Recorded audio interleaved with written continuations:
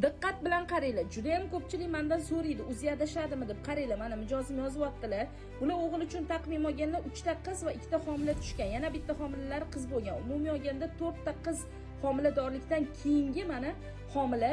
Assalomu alaykum, bugun skriningga bordim. 11-12 haftalik qizga o'xshayapti deb aytgan. Nima maslahat berasiz deyaptilar. Men to'liq tushuntirib berdim. Haftalari kichikligini hali aniq bo'lmasligini aytganman. Sabab o'zida ham aniq demaganda o'xshayapti deb aytishgan. Endi nima bo'lyapti natija? Mana bugun kelgani qaranglar. Assalomu alaykum, bugun skriningga tushgandim. Allohimga ming qatla shukrlar bo'lsin. Sizni sababchi qilib berganiga quvonchim ichimga sig'mayapti. 12-13 haftalik bo'libmiz. Malchik dedi, ilohim uzog'idan suyuntirsin deyaptilar. Nechta qizingiz bor edi deb so'rayapman. Mana qaranglar, 3 ta qizi bor mijozimdagi holat. Bu mijozim mana tepada taqvim olganlar. Bir marta emas, mendan 2 marta taqvim olganlar. Sabab birinchisida foizda past chiqqan. Shuning uchun kattaroq muddat taqvim olganlar. Boshida yozganlar, 3 ta qizim bor deb yozyaptilar.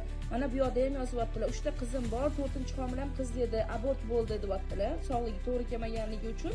Endi umumiy hisobda 4 marta qiz homiladorlikdan keyingi mana 5-homila ilohim oxiridan suyuntirsin.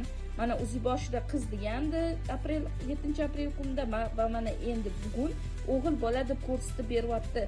Shuning uchun o'zida agar qiz deyilayotgan bo'lsa, 3 ta 4 ta qizi borlar, avvalo Alloh sabr qilib duo qilib Xudodan so'ravering.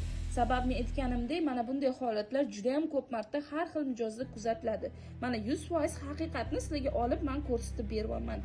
Nima bo'lganda ham avvalo xayrlisidan, sog'lomidan bersin. Ilohim oxirigacha polvoncha degan xabarlar bilan o'g'il toyimizning rasmlarini ko'rib, sizlar bilan bo'lishish nasib qilsin.